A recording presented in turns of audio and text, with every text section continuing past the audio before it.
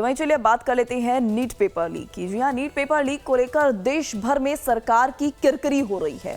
छात्रों के भविष्य को लेकर सरकार विरोधियों के निशाने पर भी है।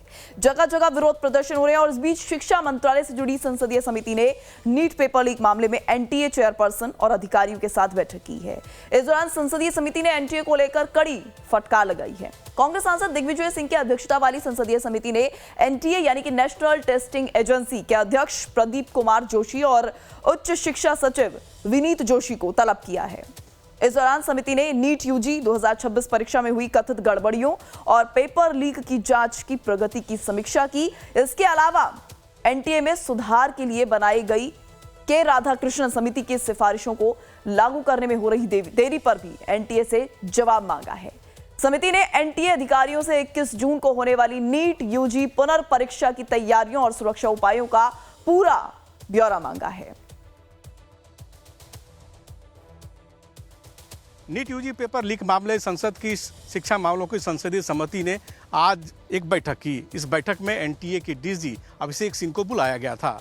अभिषेक सिंह को लगभग 3 घंटे तक संसद के सदस्यों ने पूछताछ की। कई तीखे सवाल भी पूछे गए। खास बात यह थी कि एनटीए चीफ ने सभी प्रश्नों का जवाब दिया।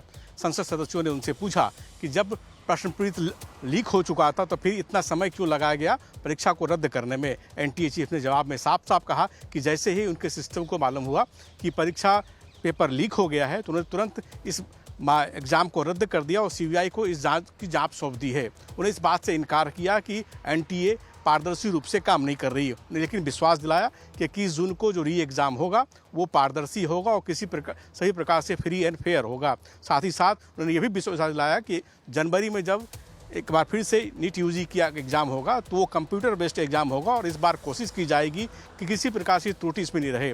नीट सदस्य से उन्हें पूछा गया कि क्या जो एनटीए अपना काम का जो करती है या जो सारा काम जो आउटसोर्स करती हैं क्या उसमें दिक्कत है, तो एनटीए चीफ ने कहा कुछ दिक्कतें हैं, उस दिक्कतों को दूर किया जा रहा है। जाहिर सी बात है एनटीए चीफ के साथ साथ higher education minister Vineet Joshi को ही बुलाया गया था। विनीत जोशी के बदले एनटीए चीफ से ही सारा सवाल जवाब पूछा गया, लेकिन दोनों अधिकारियों ने संसदीय समिति को आश्वस्त किया है कि आगामी जो होने वाला री एग्ज़ाम है वो बिल्कुल फुल प्रूफ होगा और अगले साल से नीट यूजी का एग्ज़ाम में किसी प्रकार की कोई धांधली या लीक की खबरें नहीं मिलेगी।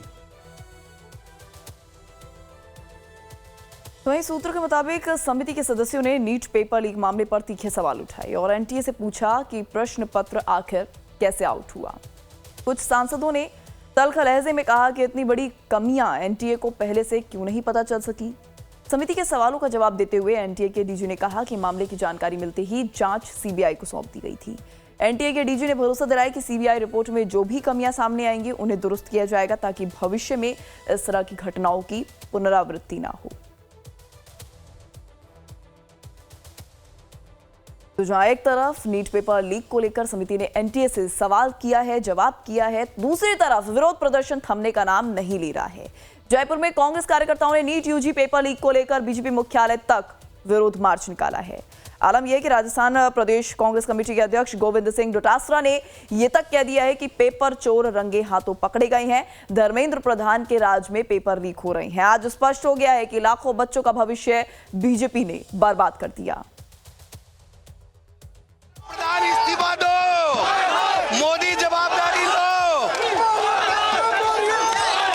पार्लियामेंट ज्वाइंट कमेटी से जांच कराओ,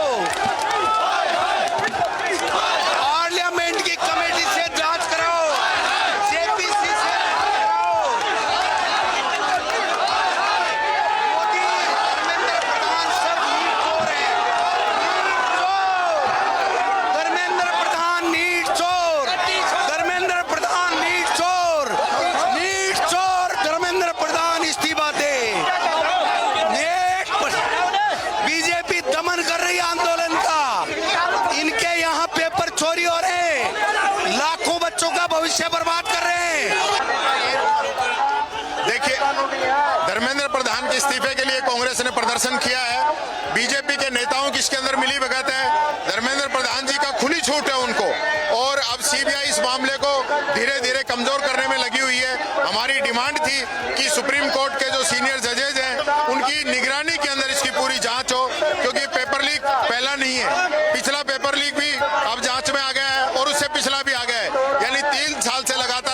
लीक हो रहा है, बंदरों के हाथ में इस तरह हमने थमा दिया है, तो जो आने वाला जो भविष्य है देश का क्या होगा?